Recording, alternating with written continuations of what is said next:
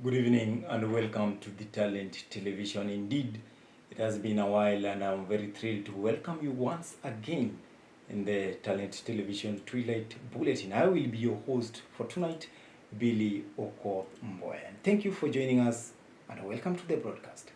Now, the Kenya Union of Post-Primary Education Teachers KUPPET has voiced strong opposition to the government suggested revision of hardship areas. The union has criticized the planned remain of certain regions from the hardship zone list, an initiative championed by Prime Cabinet Secretary Musalia Mudavadi, calling it an overstep of authority. According to KUPPET, the decision was made without engaging affected educators or conducting meaningful public consultations. The union has worried hardship kwa walimu iweze kuondolewa. Hardship za walimu zilipatikana kutoka kwa agitation ya walimu, kutoka kwa migomo ya walimu. Kwa hivyo akijaribu hata kidogo tutadeal na yeye kisheria. Any reduction in the current hardship zones must be informed by empirical improvements in conditions of life across all 7 benchmarks set by the National Bureau of Statistics. A minister of this kind cannot take away a benefit that he did not give. Rejected the government proposed review of hardship allowances, warning that many teachers risk losing vital benefits. Speaking in Nanyuki Laikipia branch, Secretary Robert Miano criticized the move as unfair and act of touch with on-the-ground realities. He urged the government to retain Laikipia as a hardship area, citing ongoing challenges like poor infrastructure and insecurity. Our reporter with more details. The Kenya Union of Post-Primary Education Teachers KUPPET has strongly opposed the government's move to revise the policy on hardship allowances, warning that thousands of teachers could lose their benefits if the changes are implemented. Speaking in Nanyuki, KUPPET Laikipia Branch Secretary General Robert Miano criticized the proposed policy changes, saying they could lead to discrimination among teachers. Miano expressed concern that the revised classification of hardship areas does not reflect the realities on the ground.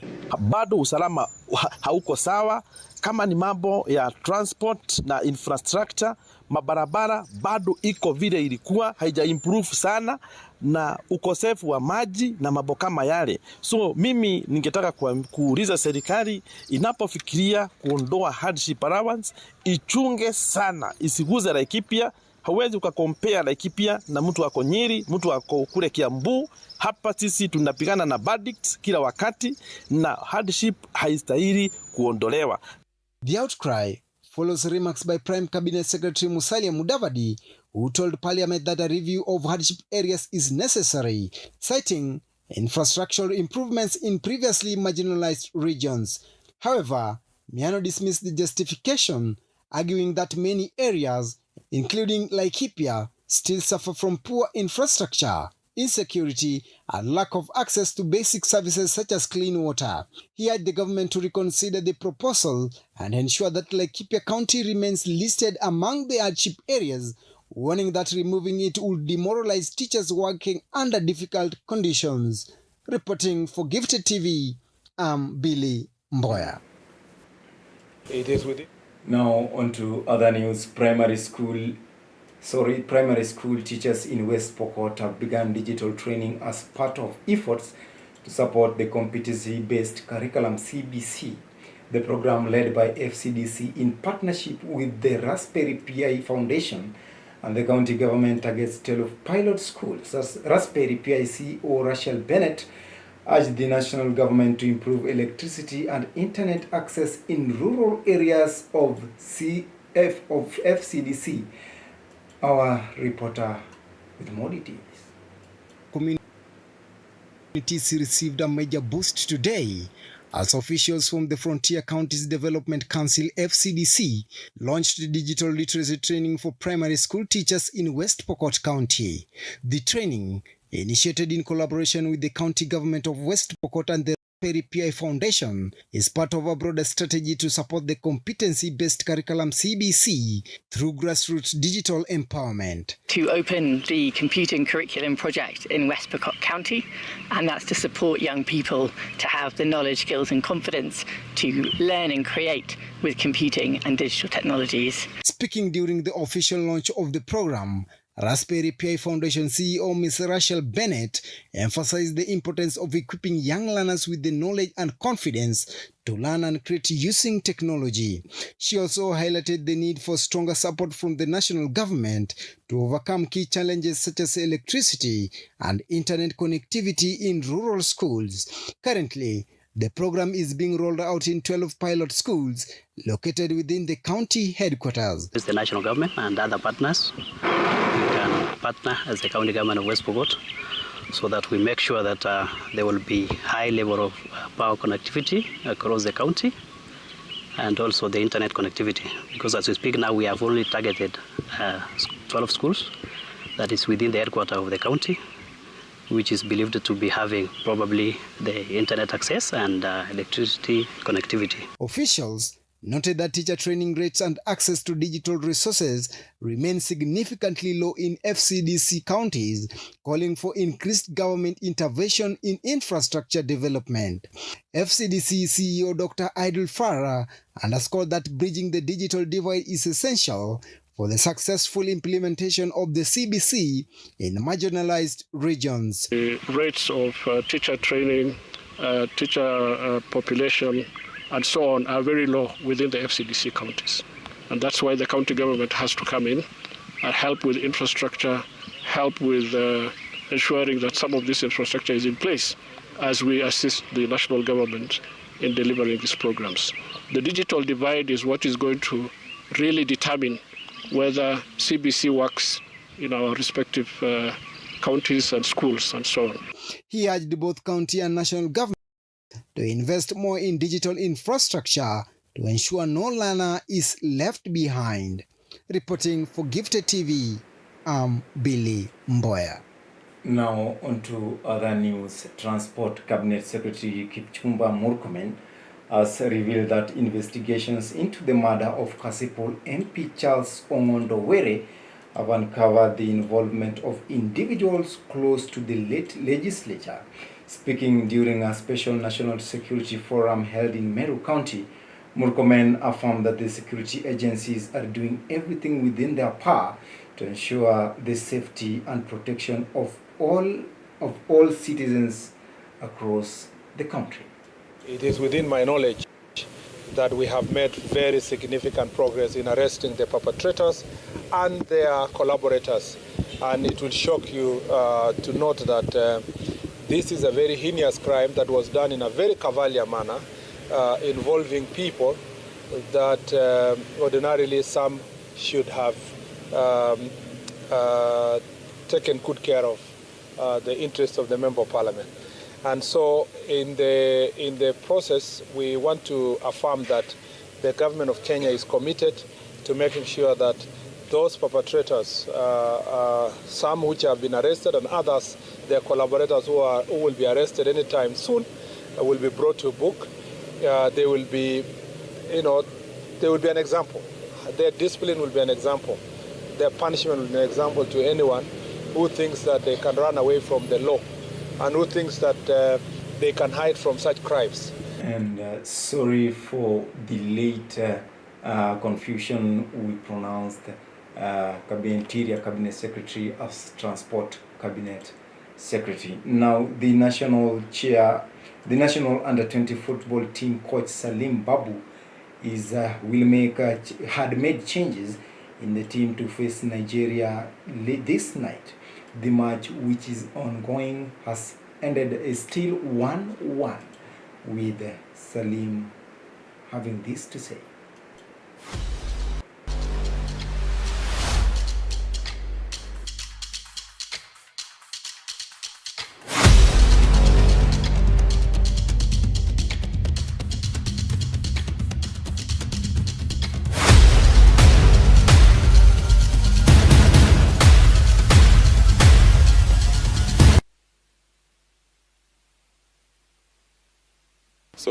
hizo lose mbili those zimetucost, zilikuwa lose zenye maybe tulikuwa tunaweza kuwin, and sasa tungekuwa tunaongelea story tofauti, but all in all it's a learning process every day, si ndio?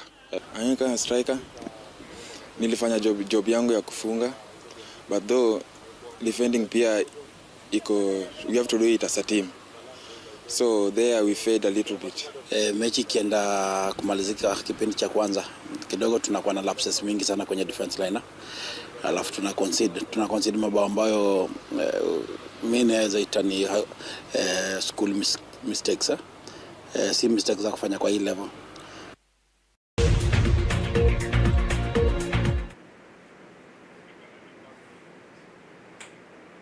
And Africa's youth hold the key to the continent's future.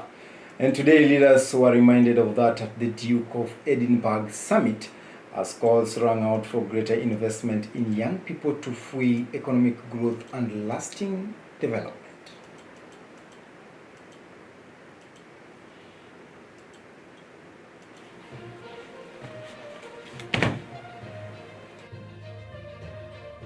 Africa is where the young people are. It's the young continent. Africa, in a decade or two, will be providing 25% of the workforce of the world. It's Africa that is going to pay the pensions, pay the taxes of so many other countries and continents. And that is why, apart from giving our young people a good experience, giving them inspiration, giving them fun as they grow, it's important to empower them. And that's what the award does in so many different ways. But in particular, in this age of digitalization. Currently, as we speak, we have over 128,000 young people who continue to benefit from the program. And there's nothing much better than being in a country where young people are getting this particular opportunity. The 11 countries that have been gathered here in the last 3 days are here to look at what is it we can do better to give more young people in the continent an opportunity to connect with themselves, their future, and their nations. The growing youth population need new skills. They need skills around problem solving, around resilience, around confidence, around teamwork. In addition to the technical qualifications that young people receive for reading and writing and arithmetic, they need these skills to be taught in order for them to succeed in the coming generations. Efforts to win.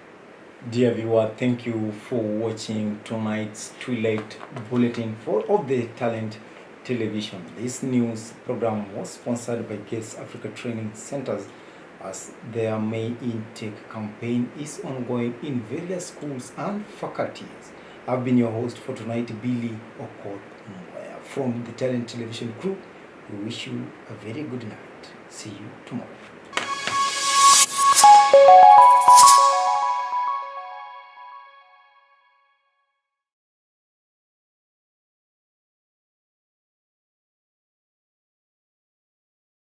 In your career, but the lack of a university degree is holding you back?